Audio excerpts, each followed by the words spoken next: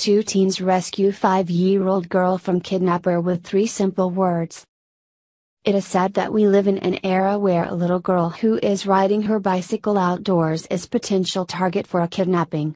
However, the world is still full of good people who know how to do the right thing, and this story is a prime example of just what kind of children are being raised in a modern society.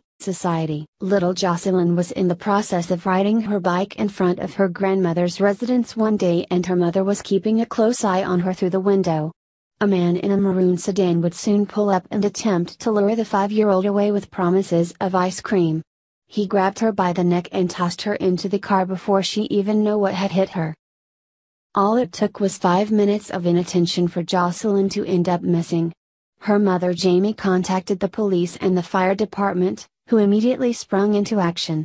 They set up blockades, and even though a group of volunteers also assisted in the search party, hours went by with no sign of the missing child. What they didn't know was that 2 teens were about to come to the rescue. Chris and Timur are just 13 and 15, respectively. When Timur was in the process of assisting a neighbor who needed help moving a couch, he was shown a picture of the missing girl and he knew that he needed to help. The boys took to their bicycles and immediately began to comb the streets in search of clues that would bring them back to the missing child. Once they spotted the maroon sedan making an illegal turn in order to avoid a crew of police officers, they knew that they had their man. It took them about 15 minutes to catch up to the car, but when they finally did, they looked the kidnapper in his eye and said the 3 words that would lead to Jocelyn's freedom: "I see you." This spooked the kidnapper and he was quick to let the child go.